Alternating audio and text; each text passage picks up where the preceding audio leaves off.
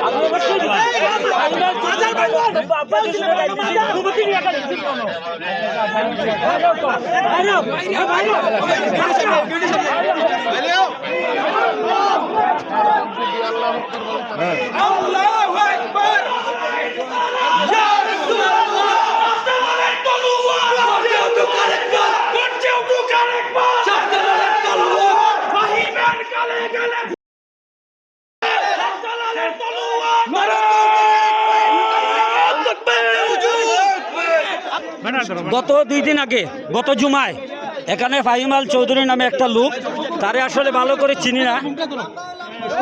এই ফাহিম আল চৌধুরীকে 5 আগস্টের আগে কেউ চিনতো না, এখন মোটামুটি তিনি এই মিডিয়ার মাধ্যমে পরিচিত হয়েছে। তো ওই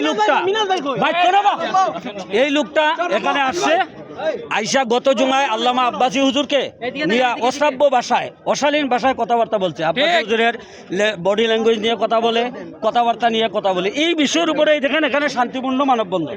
এখন এই সিলেট শহরে অনেকেই মানববন্ধন করে, মানববন্ধন করতে আমরা জানি যে অনুমোদন লাগে না। ফাহিম আল চৌধুরী যে আব্বাসী হুজুরকে গালিগালাজ করলো, এই বিষয়ে তো ফাহিম আল চৌধুরী কারো কাছ থেকে অনুমতি নেয়। তাহলে আজকে কেন আমরা অনুমতি নিয়ে মানববন্ধন করবো? ফাহিম চৌধুরী যদি আব্বাসী হুজুরের মতো ব্যক্তিকে গালিগালাজ করতে পারে, এই যে ওইখানে যে পুলিশ যারা আছে কর্মকর্তা, এনারা বলতেছেন, এখানে পুলিশ কর্মকর্তা যারা দায়িত্বে আছে মাজারের ভিতরে, এনারা বলতেছেন যে আমরা নাকি কমিশনার স্যারের অনুমতি নিব। ভালো কথা, ওনাকে বললাম যে নাম্বার দেন, উনি এডিশনাল কমিশনের নাম্বার দিছে। নাম্বার নিয়ে আমরা ফোন দিছি, বাইরের কথা বলছে যে উনি বলছে যে ঠিক আছে আপনারা করেন, 10 মিনিটে শেষ করেন, অসুবিধা নেই। এখন আবার এখানে বাধা দিচ্ছে যে আমরা সিটির অনুমোদন আনবো, ডিসির অনুমোদন আনবো। আরে ভাই, এখানে কি আমরা মাহফিল করতেছি নাকি? গান বাদ্য হয় তখন অনুমতির প্রয়োজন হয় না। এই যে যুবক ছেলেরা নাচানাচি করে, রাস্তাঘাটে নাচানাচি করতেছে, রাত্রে 2টা-3টার সময় খেলাধুলা নিয়ে মিছিল করে, ওই সময় তোমাদের অনুমোদন কোথায় থাকে? এখন আমরা আল্লামা আব্বাসী হুজুরের বিরুদ্ধে কথা বলছে ফাহিম আল চৌধুরী নামে একটা ছেলে, তার বিরুদ্ধে আমরা মানববন্ধন করতেছি শান্তিপূর্ণ। তাকে এখন পর্যন্ত কেউ গালি দিয়েছে? কেউ গালি দেয় নাই। তাকে আমরা তার মতো তো আমরা অসভ্য না। সে যেভাবে অশ্রাব্য ভাষায় গালিগালাজ করছে আমরা ওইভাবে করবো, এরকম তো না। ওই যে আব্বাসী হুজুর কিছুদিন আগে একটা বক্তব্য দিচ্ছেন যে এই দেশে অনেক ফাউন্ডেশন আছে, যারা ফাউন্ডেশনের নামে টাকা তুলে নিজেও খায়, অন্য কেউ দেয়, কিন্তু এটা তো আমানত রক্ষা হইল না। এই বিষয়ে তিনি একটা বক্তব্য দিচ্ছেন। এখন আব্বাসী হুজুর কিন্তু কারো নাম ঘোষণা করেন নাই যে এই ফাউন্ডেশন এই কাজ করে বা ওই লোক এই কাজ করে, এটা কোনো নাম ঘোষণা করেন নাই। এখন দেখা যাচ্ছে কিছু সংগঠন, একটা নির্ধারিত একটা সংগঠন, নির্ধারিত একটা ফাউন্ডেশন এবং নির্ধারিত একজন লোকের উপরে তারা নিয়ে নিছে যে আব্বাসী হুজুর নাকি তাদেরকে বলছেন। মূলত আব্বাসী সাহেব তো কারো নাম নেন নাই।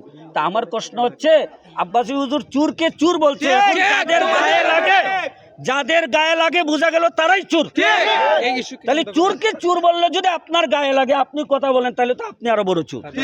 ফাহিম আল চৌধুরীর নাম যেগুলা আছে, ওনার যে কুকর্মগুলো আছে, এটা তো আমরা জানি।